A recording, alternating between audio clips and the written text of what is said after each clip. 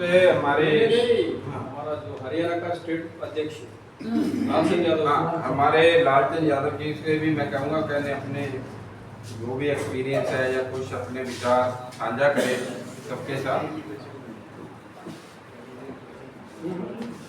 सभी को मेरा नमन है, नमस्ते जी।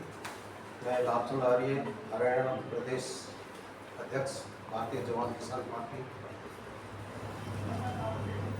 मैं सबसे पहले तो जितने ये यहाँ मातृशक्ति के साथ में सैनिक भाई जो बैठे हैं सभी को मैं कहता हूँ कि आप आइए, कदम आगे बढ़ाइए और इस देश की अस्मिता को बचाने के लिए आपके अलावा इस भारत के अंदर और कोई शेष नहीं, क्योंकि आप ही वो शक्ति हैं जो इस भारत की अस्मिता को बचा सकते हैं। क्योंकि हमने देख लिया इन नेताओं को, कांग्रेस को देखा, बीजेपी को देखा, अगर ये अच्छे होते तो हमें दूसरी पार्टी गढ़ने की कोई जरूरत नहीं थी। लेकिन अब इनका अंत आ चुका है और हम सभी सैनिक भाइयों को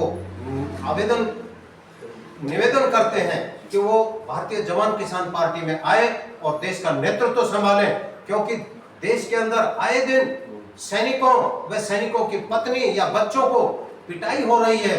क्या हम एक सैनिक का मान सम्मान एक पुलिस वाले से भी गिरा हुआ है? कितनी गलत बात है। एक पुलिस वाले से अगर एक सैनिक को पिटवाया जाता है तो इसमें देश के सैनिक का सम्मान कम होता है, और हमारे देश का जो सैनिक है उसका सम्मान पूरी दुनिया मानती है।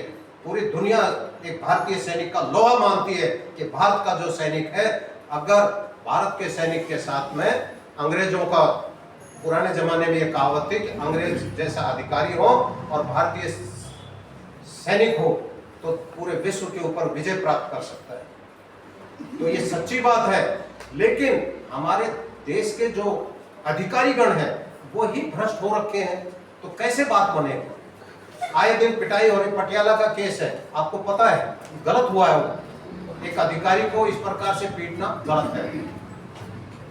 भिवानी के पास में आनंद शर्मा जी, आपके नजदीक वो देखो, विधवा बेचारी, जबकि उसका एक बेटा है, इकलौता बेटा है, वो भी आर्मी के अंदर है, और उस औरत के ऊपर इतना लाठियों से अत्याचार हुआ है। ऐसी बड़ी बड़ी लाठियों से उसको मारा। उसको हाई हॉल में जब वो लाठी लगे वो महिला गिर पड़ी, और वो गुंडे बदमाश दरवाजा ऊपर से आकर के और उसको घर में से घसीट करके लेकर के आते रहे, आंगन में पिटाई करते हैं। तो ऐसे कब तक पिटते रहेंगे?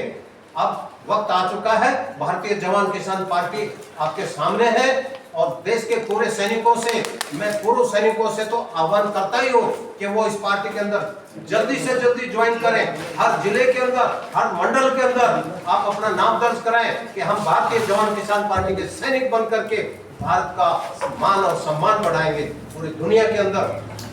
हमें मालूम है जिस प्रकार से नारी का सम्मान बचाया जा सकता है वो सैनिक ही बचा सकता है। अगर हम जैसे मोदी, क्या मोदी है, यही मोदी कहता था बेटी बचाओ बेटी पढ़ाओ, और उसी मोदी काल में मणिपुर के अंदर क्या कांड हो रहा है, हरियाणा के अंदर क्या कांड हो रहा है, क्यों हो रहा है ये ऐसा?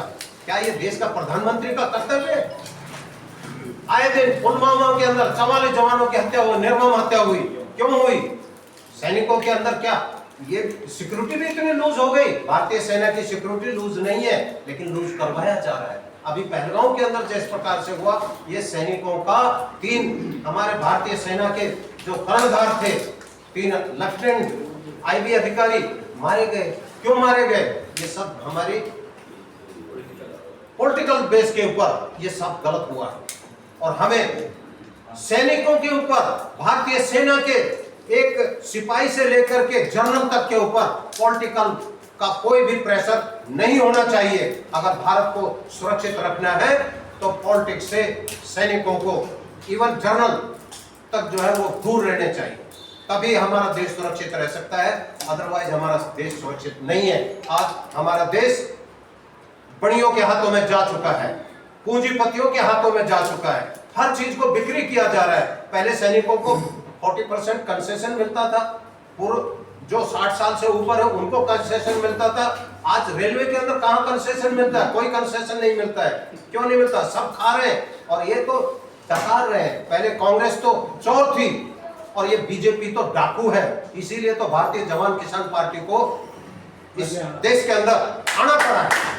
भारतीय जवान किसान पार्टी का एक एक सैनिक बिल्कुल इसके अंदर खरा उतरेगा और आप देशवासियों से मैं कागज प्रार्थना करता हूं कि वो आए और देश का नेतृत्व करें।